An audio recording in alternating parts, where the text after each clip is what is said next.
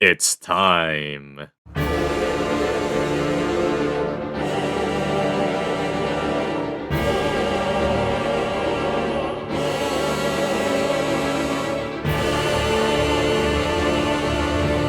Yup, it's finally here.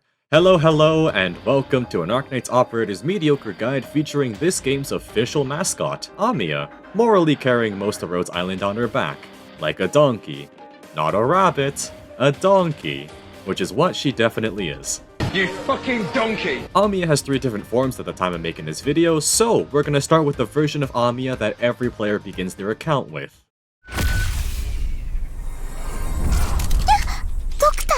Caster Mia. She's the most basic of the caster subclasses, a core caster, someone deployed on ranged tiles and deals arts damage. Something simple and basic for the new players to engage with. Using caster Amiya's talent, she is given 3 SP every time she hits an enemy, and a juicy 10 SP if she lands the killing blow.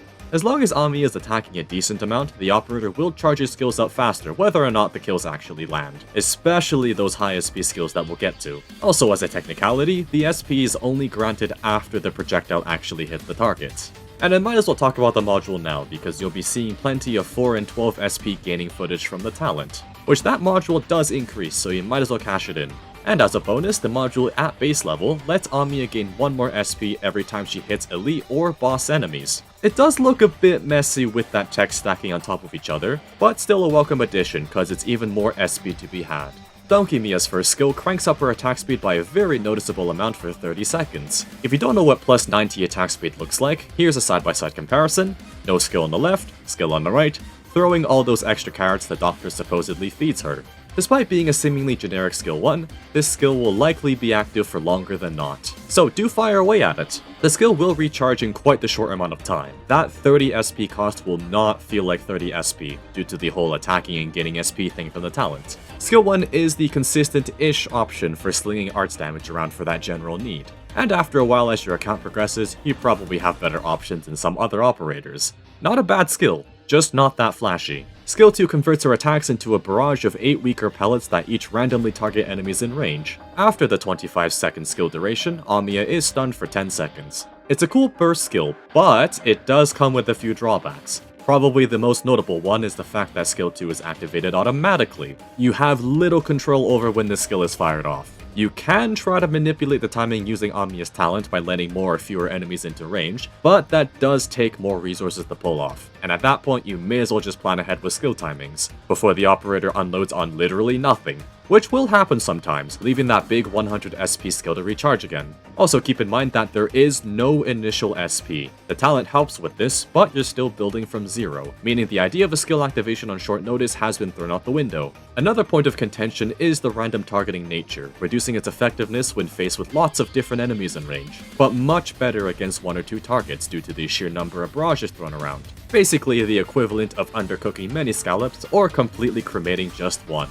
A nice candidate for buffing too if you want to maximize the skill's damage output. Also, the 10-second duration isn't actually that bad, especially after the Donkey Caster unloads all of that destruction. At best, there's nothing left to threaten your setup, and so not needing Amiya to attack anyways. At worst, your other operators can clean up the survivors. And don't forget that therapist medics exist if the 10-second stun is for some reason causing you issues. Although Caster Mia is a 5-star, she actually has a 3rd skill. Max health is doubled, the attack stat massively increases, attack range greatly widens, and now deals true damage, bypassing any defensive enemy stats. Do be aware that once the 30-second skill duration ends, Amiya will spontaneously combust and undeploy herself.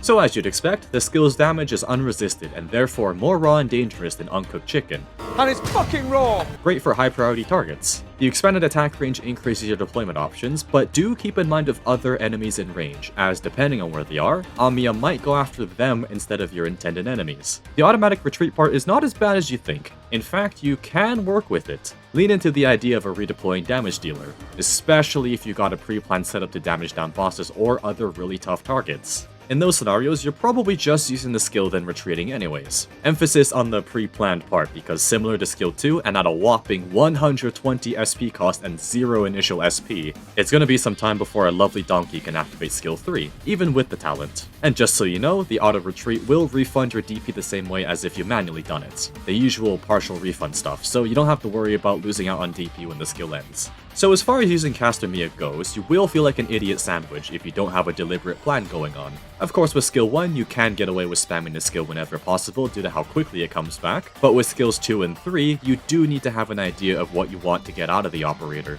Simplest example, skill 3 versus bosses. If you know their mechanics and know how they move around the map, maybe due to a few failed attempts, you'll likely have a good idea where you should be placing Amiya, made easier with that extended attack range. And if you can't afford to leave Amiya out in the open by herself, supporting operators may be needed, whether it's crowd control to keep targets in place, gravel abuse, or just healing to keep your operator standing before or during the boss killing skill activation. You really want to take advantage of that talent to gain as much SP as possible too. The more Amiya attacks, the faster the skill cycling, or just get into that skill 3 before the boss just walks past, without you having done anything. As a result, Caster Mia might be, you don't have to, but might be placed in more compromising positions, hence that support thing mentioned earlier, and that all draws back to having a clear plan beforehand. Accessibility is a huge draw towards this operator, since literally everyone gets her at the start of the game, so you might as well at least attempt to use her. And that is all for our art-slinging caster donkey. But wait, Amiya still has 2 more forms as of the making of this video, so here's the next one.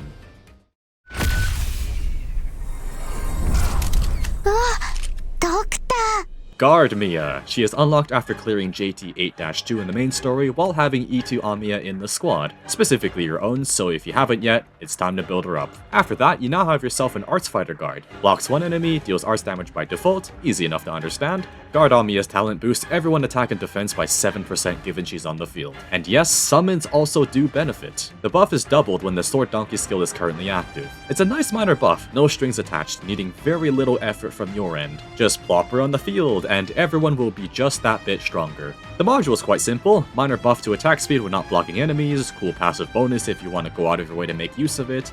Nothing absolutely game-changing. Other than that, more attack, arts resistance, along with 2% more stats in the talent. Bigger numbers equals good. Skill 1, for 30 seconds, grants Amiya an attack buff and a 60% chance to avoid incoming arts damage. Her attacks are converted into double hits, like those Swordmaster guards you see sometimes. Simple, straightforward, effective. It's a sort of lane-holding type of skill whether or not you decide to take advantage of the arts dodge and block enemies. Does damage. And don't forget, every time the skill is activated, all your operators benefit from the extra attack and defense from the talent, especially when the skill only takes 35 SP and lasts 30 seconds. Pretty decent skill cycling, it's short enough to be activated often. Overall, a fairly rounded skill for general use, because Guard Mia's skill 2 channels her inner Chen, slicing enemies 10 times within an expanded range, with the final hit dealing a big dose of true damage instead of the usual arts damage. The operator gains an attack and arts resistance buff for every enemy taken out by the slashes, up to 3 times. After all that, Amiya will do true damage for the rest of the 35-second skill duration.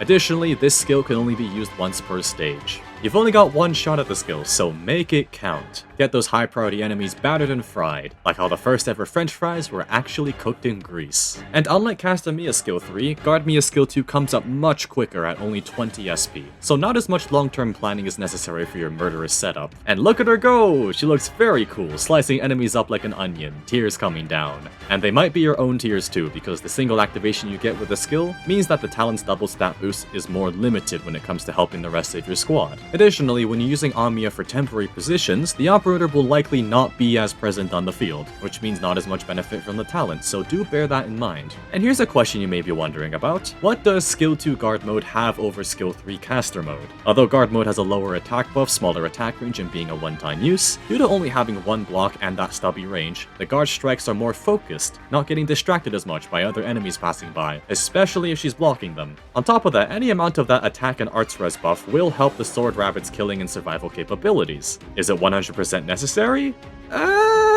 But since you only get one skill activation, you for sure want to get as much value as possible, especially if you are able to find or even hold a few enemies in range for those killing stacks. So it's nice to at least try to find a worthwhile setup. So how is the Arch Chen playstyle gonna work? Like with Caster Mia, it's going to depend on what skill you're using. With skill 1, you're treating Guard Mia almost like a supporting unit in a way. You've got the talent's global buff able to come into play consistently, because you can activate the skill more than once. Great for just leaving Amiya in a spot and letting her do her thing. If using skill 2, as you'd expect, it's all about killing those tough enemies, bosses preferably. And Amiya doesn't have to be alone when facing those bosses. Make use of that talent stat buff and get a couple of other damage dealers or blockers piled on too if you need it. Or alternatively, do a bit of a mega buff on Guard Mia. Those big numbers slashes are very fun to watch. Amiya Guard Edition is also the most sturdy out of the 3 forms. Due to being a melee unit, Guard form has naturally better hit-taking capabilities, with higher HP and defense. Obviously, Amiya will need it if she's blocking hard-hitting enemies, and preferably taking damage of the arts variety. Don't forget, skill 2 can give arts resistance. Alright, that should give a straightforward look at Amiya's Guard form, using her blades to dice up some carrots for a nice soup,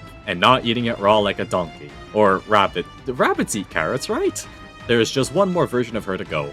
Oh, and by the way, fun fact, if you have a crippling addiction to integrated strategies like I do, you'll know that no matter what form you currently have Amiya set to, you are able to recruit them using caster, guard, or medic vouchers. Great for those runs where you seem to be starved of medics. Speaking of... When you carve the rabbit, I don't want it shredded like a dog's dinner. Medic Mia. Available after clearing 14-21 and 14-22 in the main story with your own E2 Amiya, same sort of deal as Guard Mia, you now have an Incantation Medic, a healer and arts damage dealing hybrid all-in-one operator. Row compression, hooray! The healing scales off half of damage dealt, healing the lowest HP operator within range, as any other medic would. It is worth mentioning that this can be problematic if not enough damage is dealt, as there won't be as much healing as a result, so do be careful about that. The talent given to her Definitely a Rabbit is very similar to Guard Mia's talent. Just by getting her deployed on the map, everyone enjoys an 8% boost to their maximum health. Again, summons included. When a Medic Mia skill is active, everyone regenerates 2.5% of their max HP per second. Hey, that's interesting. It's the ever so rare global range healing. Though not fully consistent due to the skill needing to be active, it does open up options depending on what you're facing. Maybe there's a section of the map where a dedicated source of healing is overkill and a waste of a deployment slot, so there's an idea for you. It's also healing that's not tied to damage dealt, so a more reliable form of healing there. Also, just like Guard form, it's not much effort for a boost in survivability, if some of your operators are just not able to survive something, making your durable units tankier and your fragile ones a little less squishy. Additionally, this regeneration does work on those who can't be healed through normal means. And of course, the buff goes higher because of her module, some more on that global HP buff and a significant 1% more on that health regen. It's more healing than you think, taking it to a crisp 3.5%. Skill 1 cranks up our medic's attack speed drastically for 50 seconds. On every attack, our bunny drops a shiny 2-tile radius area around herself, slightly healing everyone in range. Except for those who can't be normally healed, of course. Sorry, Lutanada. Don't be too afraid of that low scaling on that area heal, because you have that attack speed to make up for it. And the skill does last for a while. 50 seconds of holding the line, that rapid AoE healing, plus the usual damage-based single target healing for those operators taking heavy hits. It's a lot when all the different sources of healing come together. In addition to the talent's map-wide regeneration, this is another source of healing that is not tied to the Incantation Medic trait. That's the important part. The healing output can be relied on given there are enemies to attack, and you're likely using the skill when there's a few threatening ones near your units anyways. At least until that 70 SP cost has to charge up again, so find those key moments to keep your front lines intact. Then let the skill recharge when the battlefield is quiet enough. What also makes skill 1 quite cool is the flexibility where you can put Medic Mia due to her healing not being entirely restricted to her healing range. Skill 1 has an independent healing range, while the global healing talent is, well, global, and does not care for how Amiya is deployed. Healer Mia's second skill crashes her arts on every enemy in her attack range. Those hits suffer a significant attack speed and movement speed debuff for 5 seconds. Depending on how many are struck with this, the operator gains a small attack buff stacking up to 5 times. Afterwards, for 32 seconds, strange number by the way, Amiya's attacks convert to true damage and can hit 2 enemies at once. And like Guard Mia's skill 2, this skill is only usable once per battle. Same comment as Guard Mia's skill 2, you only have one shot, so don't mess it up. Except, the extra buffs are much easier to pull off because you only need to hit them rather than outright kill. On top of that, you get a brief reprieve due to those specific debuffs, whether your frontline is under fire or approaching enemies are slowed enough for Amiya or other attackers to hit some more. And since normal healing is based off of damage dealt, the initial boosted hit will affect that green number. But here's the cool part about this skill. Since regular attacks are converted to true damage for the skill's duration, you are getting maximum healing numbers from the Incantation Medic trait, as true damage is unresisted and does not nearly have the potential to be reduced like arts damage. And because 2 enemies can be attacked at once, you are getting 2 hits worth of healing, given you have enough targets in range to actually sap off from. And of course, the heals can stack on the same target. Once again, similar to skill 2 guard form, because you only get 1 activation of the skill, you're not benefiting as much from the talent's global health regeneration. So, how are you going to use Medic Mia? Strangely enough, most of the issues are caused by the incantation medic trait itself. Many people's criticism of the subclass is you've got a caster and medic in one package, but you don't have as much damage as a dedicated caster, and not as much healing as a dedicated medic. But actually, in Amiya's case, a big part to counteract healing or damage issues is just timing your skills well enough when you need it most. Skill 1 is hard to pass up when comparing the two skills because the healing output is what you probably want more rather than pure damage. And if you are struggling with the healing, you can just pile on another medic or another non-medic source of healing like a Guardian Defender.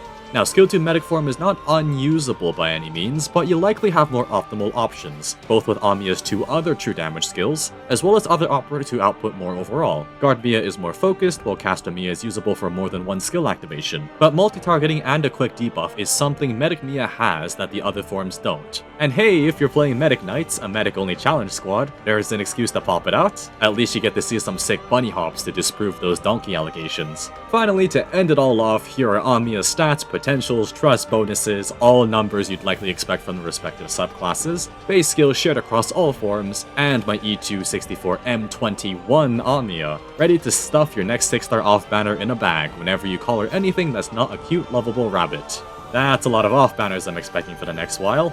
And that was the Amiya guide. That was a long one, so if you've made it to the end of the video, I appreciate it. This is actually my 50th video in this very mediocre guide series, so woo!